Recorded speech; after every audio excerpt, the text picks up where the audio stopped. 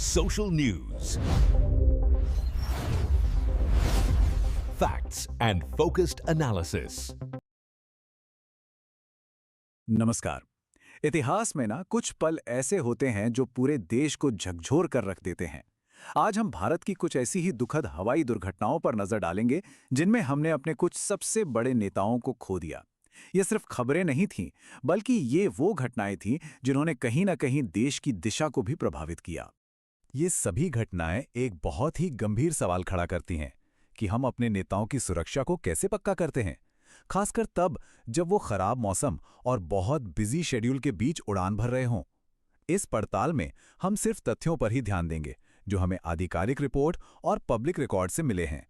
तो चलिए शुरुआत करते हैं सबसे हाल की घटना से, जो जनवरी 2026 में महाराष्ट्र के उप मुख्यमंत्री के साथ हुई।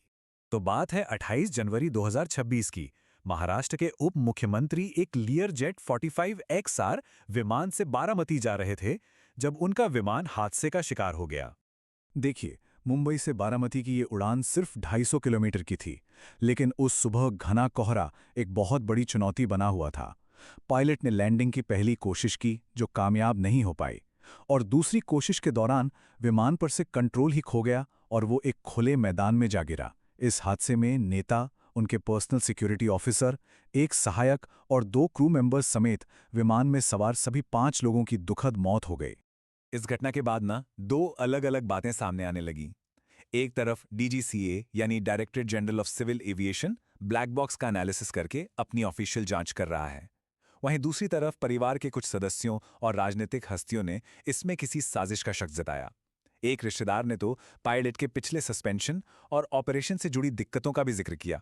हालांकि अधिकारी यही जोर दे रहे हैं कि पूरी जांच के नतीजों का इंतजार किया जाना चाहिए। चलिए, अब हम एक और बहुत ही अहम मामले पर चलते हैं। दिसंबर 2021 की वो दर्दनाक घटना जिसमें देश ने अपने पहले चीफ ऑफ डिफेंस स्टाफ को खो दिया था। दिसंबर 2021 में देश के पहले चीफ ऑफ डिफेंस स्टाफ एक Mi-17 V5 हेलीकॉप्टर में सफर कर रहे थे, जो तमिलनाडु की नीलगिरी पहाड़ियों में क्रैश हो गया। भारतीय वायुसेना का यह हेलीकॉप्टर सुलूर एयरबेस से वेलिंगटन के डिफेंस सर्विसेज स्टाफ कॉलेज के लिए उड़ा था। अपनी मंजिल पर लैंड करने से बस कुछ ही मिनट पहले हेलीकॉप्टर बादलों और घने कोहरे से ढकी एक घाटी में चला गया और जमीन से टकरा गया।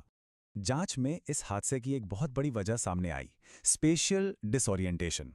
अब ये होता क्या है? अगर आसान भाषा में समझे तो ये एक ऐसी हालत है जब अचानक मौसम बदलने से पायलट को ये समझ नहीं आता कि वो जमीन के मुकाबले किस दिशा में और कितनी ऊंचाई पर है। मतलब एक तरह का कंफ्यूजन हो जाता है। तीनों सेनाओं की जो जॉइंट जांच हुए उसने साफ कर दिया कि इसमें कोई मैकेनिकल खराबी, तोड़फोड़ या लापरवाही नहीं थी। नतीजा ये निकाला गया कि ये कंट्रोल फ्लाइट इनटू टेरेन यानी CFIT का मामला था।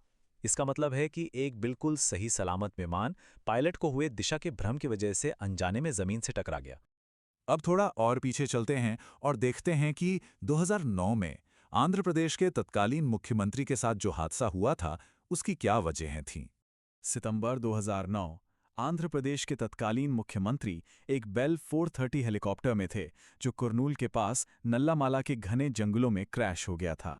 वो बाढ़ से प्रभावित इलाकों का दौरा करने के लिए निकले थे, लेकिन उनका हेलीकॉप्टर भारी बारिश और तूफान के बीच कहीं गायब हो गया। एक बहुत बड़े सर्च ऑपरेशन के बाद हेलीकॉप्टर का मलबा एक पहाड़ी पर मिला। इस हादसे में मुख्यमंत्री समेत विमान में सवार सभी 5 लोगों की जान चली गई थी। इस मामले की जांच का जो मेन पॉइंट था, वो एक टेक्निकल वार्निंग थी, ट्रांसमिशन ऑयल प्रेशर वार्निंग। ये एक बहुत ही क्रिटिकल अलर्ट होता है जो हेलीकॉप्टर के ट्रांसमिशन सिस्टम में किसी बड़ी गड़बड़ी का इशारा करता है। डीजीसीए और सीबीआई की जांच में ये पाया गया कि पायलट का ध्यान 6 मिनट से भी ज्यादा देर तक इसी वार्निंग को समझने और सुलझाने में लगा रहा। इस वजह से खराब मौसम में उनका ध्यान भटक गया और उन्होंने हेलीकॉप्टर पर से कंट्रोल खो दिया। जांच ने किसी भी तरह की साजिश की थियरी को खारिज कर दिया।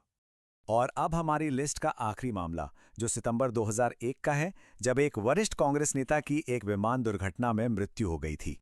ये घटना सितंबर 2001 में उत्तर प्रदेश के मैनपुरी के पास हुई थी। एक सीनियर कांग्रेस लीडर एक Beechcraft King Air C-90 plane में सफर कर रहे थे, जो हादसे का शिकार हो गया। विमान दिल्ली से कानपुर एक रैली के लिए जा रहा था।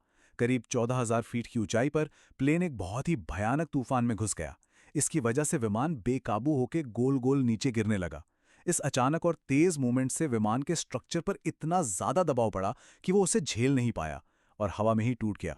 तो इन 4 अलग-अलग मामलों को देखने के बाद अब ये समझना जरूरी है कि इन दुखद घटनाओं से क्या सबक सीखे जा सकते हैं। तो सवाल यही उठता है कि ये अलग अलग दुर्घटनाएं जो इतने सालों के फासले पर हुईं, ये सब मिलकर हमें क्या बताती हैं? इनमें कोई कॉमन पैटर्न है क्या? अगर हम गौर से देखें तो इन सभी मामलों में कुछ बातें कॉमन हैं। पहली बात, हर मामले में खराब मौसम, चाहे वो कोहरा हो, बादल हो या फिर तूफान, एक बड़ा फैक्टर था। दूसरी बात, ये हादसे अक्सर उड़ान के बहुत ज़रूरी हिस्सों में हुए, जैसे लैंडिंग के वक्त या बीच सफ़र में। और तीसरी चीज़, मानवीय कारक, जैसे कि दिशा का भ्रम होना या ध्यान का भटक जाना, इसने भी एक बहुत बड़ी भूमिका निभाई। एक बहुत ज़रूरी बात यह है कि ऑफिशियल जांचों ने लगभग हर मामले में साजिश की थ्योरी को खारिज किया है, बल्कि इन घटनाओं ने हमें ये सिखाया कि बेहतर ट्रेनिंग, मौसम की सटीक भविष्यवाणी और विमानों के रखरखाव की कितनी ज़्यादा ज़रूरत है, और इसकी वजह से इंडियन एविएशन सेक्टर में कई अच्छे बदलाव भी हुए हैं। ये नेता अपने अपने क्षेत्र में बहुत अहम योगदान दे रहे थे, चाहे वो सेना का आधुनिकीकरण हो या फिर किसी इलाके का विकास। उनके इन कामों को हमेशा याद रखा जाता है और यही यादें हमें और ज्यादा सावधान रहने के लिए कहती हैं। आखिर में इन सभी त्रासदियों से सबसे बड़ा सबक यही मिलता है कि हम गुजरे हुए कल को तो बदल नहीं सकते, लेकिन हम आने वाले कल को जरूर सुरक्षित बना सकते हैं। इन नेताओं की विरासत सिर्फ उनके काम में नहीं, बल्कि उन सबक में भी जिंदा है, जो हमें लगातार बेहतर और सुरक्षित उड़ानें सुनिश्चित करने के लिए प्रेरित करते हैं। क्या आप ऐसी और ऐतिहासिक घटनाओं पर वीडियो देखना चाहते हैं? कमेंट में बताएं, सब्सक्राइब करें और बेल आइकन दबाएं।